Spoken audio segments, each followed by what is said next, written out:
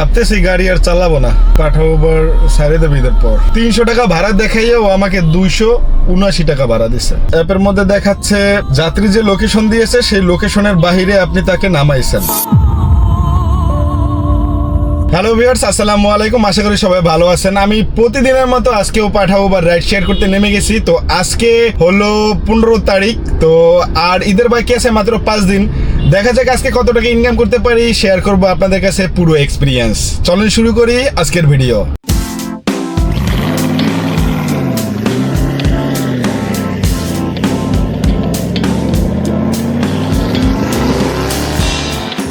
ভাবতেছি গাড়ি আর চালাবো না, পাঠাবো সাড়ে দেব ঈদের পর। ডিস্টেন্সটা দেখেন, 14 কিলোমিটার ডিস্টেন্স, আসতে সময় লাগছে 50 মিনিট। আমাকে ভাড়া দিছে 279 টাকা। 90 টাকা কাইটে নিছে, 90 টাকা কাইটে নিছে। চিন্তা করেন, 14 কিলোমিটার গাড়ি চালাইলাম, 50 মিনিট সময় লাগলো। 300 টাকা ভাড়া দেখাইও আমাকে 279 টাকা ভাড়া দিছে। কি বলবো, আসলে ভাষা হারায় ফেলছি। আমি কল্যাণপুর স্পেশালিস্ট হসপিটাল দিয়ে তাকে নিয়ে আসছি মাটিকাটাতে। অ্যাপের মধ্যে দেখাচ্ছে যাত্রী যে লোকেশন দিয়েছে সেই লোকেশনের বাহিরে আপনি তাকে নামাইছেন, এর জন্য আপনার ভাড়া অ্যাডজাস্ট করা হয়েছে। মানে ভাড়া বেশি ছিল কিন্তু ভাড়া কমানো হয়েছে, কিন্তু আমি কিন্তু যে লোকেশনে দিছে সেই লোকেশনেই আসছি। এবং বিশেষ করে একটা ব্যাপার হয়েছে, যাত্রী কিন্তু কোনো লোকেশন চেঞ্জও করে নাই। যাত্রী যদি লোকেশন চেঞ্জ করতো তাহলে আমার এখানে একটা মেসেজ আসতো। তাহলে তারা কিভাবে এটা বললো যে আমি এক জায়গায় লোকেশন দিছি আর এক জায়গায় নামাইছি? অনেক যাত্রী আমার ভিডিও দেখে, আমি জানি অনেক যাত্রীরই আছে, ধরেন যেখানে সে নামবে সেই লোকেশনটা সে পাচ্ছে না ম্যাপে, এর জন্য সে আর একটা লোকেশন সেট করে দেয় যে ওটার কাছে গেলে ড্রাইভার তাকে ওই লোকেশনে নামাই দিয়ে আসবে। স্বাভাবিক, আমরাও যাই, বলে ড্রাইভার সাহেব আমাকে একটু সামনে নামাই দিয়েছেন, আমি এই লোকেশনটা আসলে আমার লোকেশনে পাচ্ছি না। আমাদের কিছু করার থাকে না, মানবতার খাতিরে আমরা দিয়ে আসি, কারণ আমরা তো ড্রাইভার, তাই না? আমাদের একটা মানবতা আছে। তো এখন যে ব্যবহারটা আমার সাথে করলো উবার, ভাবছিলাম উবার চালাবো না ঈদ উপলক্ষে, তারপরেও ভাবছি যে দেখি, ওপেন করে দেখি কি হয়। যাই হোক, তো উবার যেটা করলো, এতে ধরেন যাত্রী যেইখানে লোকেশন দিবে জাস্ট ওইখানে নামাইতে হবে। এর 100 মিটার 200 মিটার পরেও নামানো যাবে না। তাহলে এইরকম যদি হয় তাহলে তো প্রত্যেকটা যাত্রীর সাথে আমার তর্ক বিতর্ক হবে। কারণ আমি তো যাত্রীর জন্য চাই না আমার টাকাটা কমুক, আমার ভাড়াটা অ্যাডজাস্ট করে কমাই দেখ। কোনোভাবে কোনো ড্রাইভার চাবে না। তো এখন যাত্রী যদি আমাকে রিকোয়েস্ট করে ভাই একটু সামনে আগাই দেন, আমি একটু সামনে আগাইতে দিয়ে যদি আমার 30 টাকা লস হয়ে যায়, এখন যেটা করছে 30 টাকা লস হয়েছে আমার, কিসের জন্য জানি না। আমি সেম লোকেশনে নামাইছি, কিন্তু এখানে লেখছে যে আপনি যাত্রীর লোকেশন থেকে অন্য এক জায়গায় নামানোর কারণে আপনার ভাড়াটা অ্যাডজাস্ট করা হয়েছে। আমি আপনাদেরকে একটু দেখাই। এই দেখেন, আমাকে আমার এখান থেকে ক্যাশ ট্রিপে মাইনাস করছে 88 টাকা, 88 টাকা 82 পয়সা মাইনাস করছে। দেখেন, আমি এই ট্রিপটা আপনাদের একটু সম্পূর্ণ ডিটেলসে দেখাই, তাহলে বুঝতে পারবেন। আর উপরে লেখা আছে, উপরে লেখাটা আমি একটু পড়ি। হ্যাঁ, এই যে উপরে বড় করে লেখা না, এটা একটু পড়ি, তাহলে বুঝতে পারবেন। You are earning were adjusted because the actual drop off was different than your ride requested. এখানে বলা হয়েছে রাইডার আপনাকে যে লোকেশন হিসাবে রিকোয়েস্ট করেছিল, আপনি সেই লোকেশনে তাকে নামাননি। এই কারণে এখানে ভাড়াটা, মানে আপনার আর্নিংটা অ্যাডজাস্ট করা হয়েছে। এখানে বলা হয়েছে এটা। তো এই ক্ষেত্রে দেখছি আমার 30 টাকার মতো কম দিছে আমাকে। একটু যাত্রীর জায়গাতে আমি নামাই দিব না?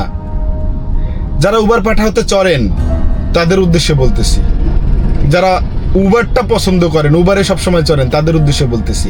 আপনাদের কি মনে হচ্ছে, আপনারা যেখানে লোকেশন দিয়েছেন তার থেকে 100 মিটার 200 মিটার পরে নামাই দেব না, বা আগে নামাই দিব না? এইটা উবার নামাই দিতে বারণ করতেছে এবং টাকা কেটে নিচ্ছে। এবং 14 কিলোমিটার গাড়ি চালানোর পরে আমাকে ভাড়া দিছে 279 টাকা। যাত্রী আমাকে 370 টাকা পে করছে। ভাই, কোনো কায়দায় যাত্রী কিন্তু কম দেয় না আমাকে। তোরা যদি 70 টাকাও নীতি মানতাম যে 300 টাকা তো পাইছি, ভাই 79 টাকা, এটা কোন ধরনের ভাড়া দিলি? 14 কিলোমিটার গাড়ি চালানোর পরে 50 মিনিট গাড়ি চালাতে অনেক কষ্ট হয় ভাই। প্রফেশনে আইসা এইরকম ধৈর্য ধরা যায় না, কষ্ট হয় ভাই, কষ্ট হয়। এখন আর একটা ট্রিপ পাইছি পাঠাওতে, সে যাবে হচ্ছে জাহাঙ্গীর গেট। তো জাহাঙ্গীর গেট থেকে আবার এই ইসিবি চত্বরে আসবে। তো ভাড়া দেখাইতেছে 568 টাকা। তো এখানে দেখাইতেছে 14 কিলোমিটার, 14 কিলোমিটার ভাড়া দেখাইতেছে 568 টাকা। আর আমি উবারে চালাই আসছি 14 কিলোমিটার 50 মিনিট ধরে, আমাকে ভাড়া দিছে 279 টাকা। এইটা হচ্ছে পাঠাও আর উবারের তফাৎ। তবে তারা প্রায় এক জাত। এটা হচ্ছে স্টপ আছে, একটা স্টপ আছে দেখে একটু বেশি দেখাইছে।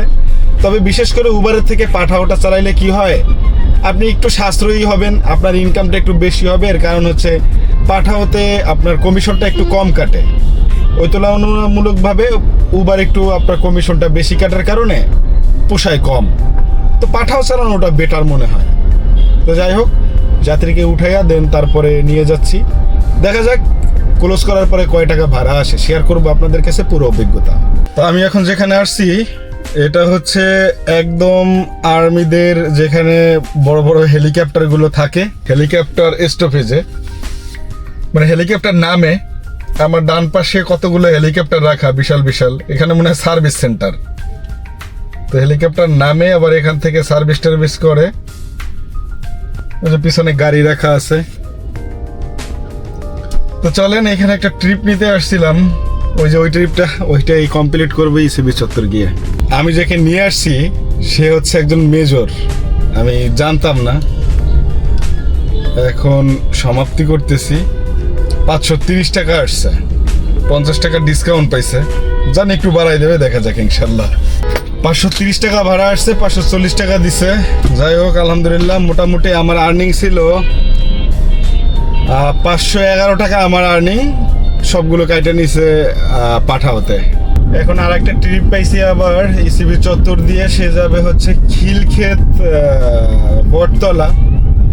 তো চিন্তা করলাম যাই খিলক্ষেত বটতলা। 286 টাকা ভাড়া আসছে, 7 কিলো রাস্তা, দেখা যাক আল্লাহ ভরসা। তো খিলক্ষেতের ট্রিপটা আমি গেলাম না, এর কারণ আছে। ধরেন সিএমএস এ আসছি, তার বড় একটা, যদিও তার মা অসুস্থ, তার মায়ের বড় একটা ওই যে থাকে না, চেয়ার থাকে না, হুইল চেয়ার আছে, ওইটা আমার গাড়িতে আটায় না কোনো জায়গাতে। এখন সে বলতেছে ভাই এটা সিটে নেন। এখন ভাই এটা তো সিটে নিলে আমার সিট ছিঁড়ে যেতে পারে, ছিঁড়ে গেলে তো আর তারা বুঝবে না, তারা এটার কোনো দায়ভারও নেবে না। তো এর জন্য বলছি আপু আপনি আর একটা কল দেন, আর একটা কল দিয়ে দেখেন আপনি, তাহলে গাড়ি পেয়ে যাবেন, অ্যাভেলেবেল গাড়ি আছে। তখন সে আমার উপর রাগ করলো যে আসলে কেন। আমি এত করে বললাম যে আপনি যে গাড়িটা নেবেন এটা আমার ব্যাগডালাতে আটায় না, আমি অনেকবার অনেক সময় ট্রাই করছি, আর এটা পিছনে নিলে আমার চিড়ে যাওয়ার সম্ভাবনা থাকবে। তো একটা কাভার চিড়ে গেলে কিংবা হয়ে ফুটো হয়ে গেলে ঝামেলা আছে। তো তখন রেগে গেছে, তখন আমি তাকে বুঝে বলে চলে আসছি। তো এখন আবার ওই ইসিবি চত্বরে যাইতে হবে আমার। ওইখান থেকে একটা ট্রিপ পাইছি, আমার যাইতে হবে হচ্ছে এয়ারপোর্টে ডোমেস্টিকে। তো 272 টাকার মতো ভাড়া আসছে, তো সেখানে যাচ্ছি।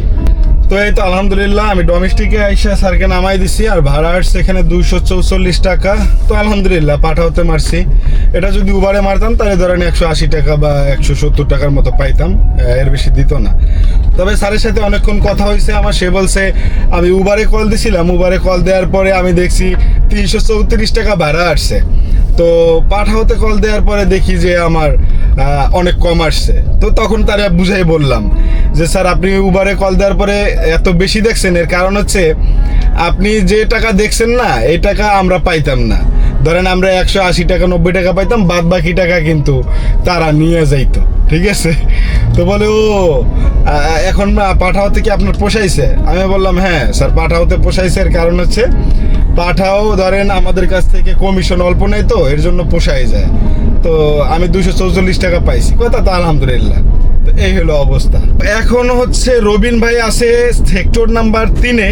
তো সে আমাকে লাইভ লোকেশন দিছে যে আমিন ভাই আসেন, ইফতারের টাইম হয়ে গেছে। তো তা আমরা একসাথে বসে ইফতার করি। আমিও বললাম ঠিক আছে থাকেন, আমি আসতেছি, একসাথে ইফতার করা যাবে।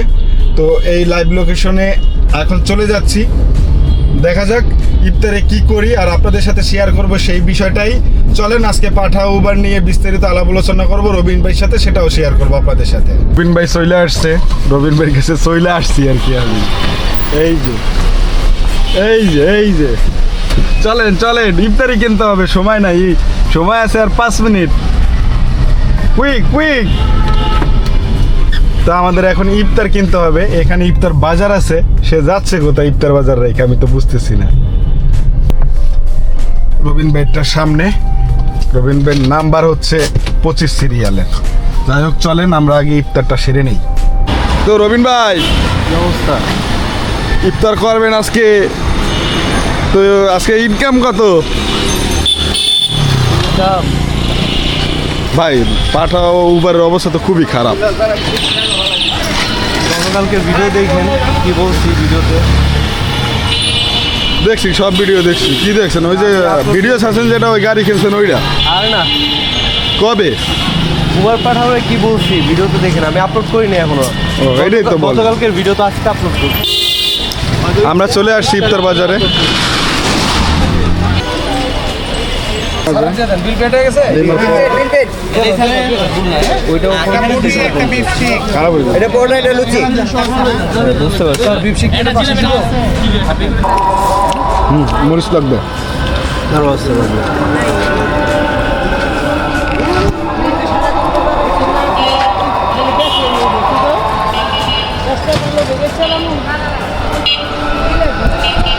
বসার মতো জায়গা নাই, আবার বললেন না যে ভাই দাঁড়ায় এখানকার।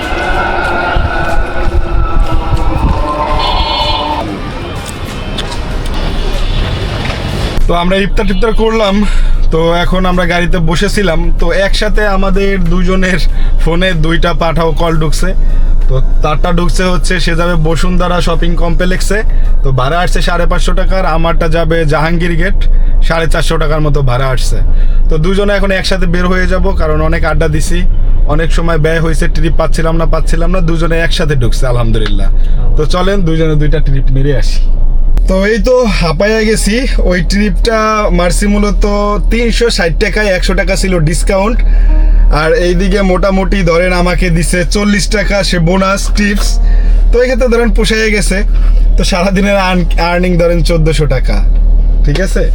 এখন আপনারাই বিবেক বিবেচনা করবেন যে আসলে পাঠা উবার এখন কেমন ভাড়া দিচ্ছে, আর যারা নতুন আছেন তারা এই লাইনে আসবেন কিনা, কিংবা সকল কিছু বিষয়ে বিবেক বিবেচনা করে আপনাদের ডিসিশন নিতে হবে, নয়তো বা আপনারা ঠগে যাবেন। বর্তমান অবস্থা বেশি একটা ভালোও বলা যাবে না, আবার বেশি একটা খারাপও বলা যাবে না। তবে দেখা যাক, কপালের লিখন না যায় খণ্ডন, আল্লাহ কি লাগছে কপালে সেটাই দেখতে হবে, আর ধৈর্য ধরতে হবে, ধৈর্য ধরার কোনো শেষ নাই। তো এই তো আজকে সারাদিনের ভিডিও। যদি এরকম ভিডিও দেখতে চান তাহলে অবশ্যই এই ভিডিওতে একটা লাইক দিবেন আর চ্যানেলটি সাবস্ক্রাইব করে রাখবেন। মূল্যবান মতামতটি কমেন্ট করে যাবেন, এটা যেন ভুল না হয়। তো দেখা হচ্ছে আগামী কোনো এক্সপিরিয়েন্স নিয়ে আগামী কোনো একটা ভিডিওতে। সবার সাথে বিদায় নিচ্ছি এখান থেকেই। আসসালামু আলাইকুম।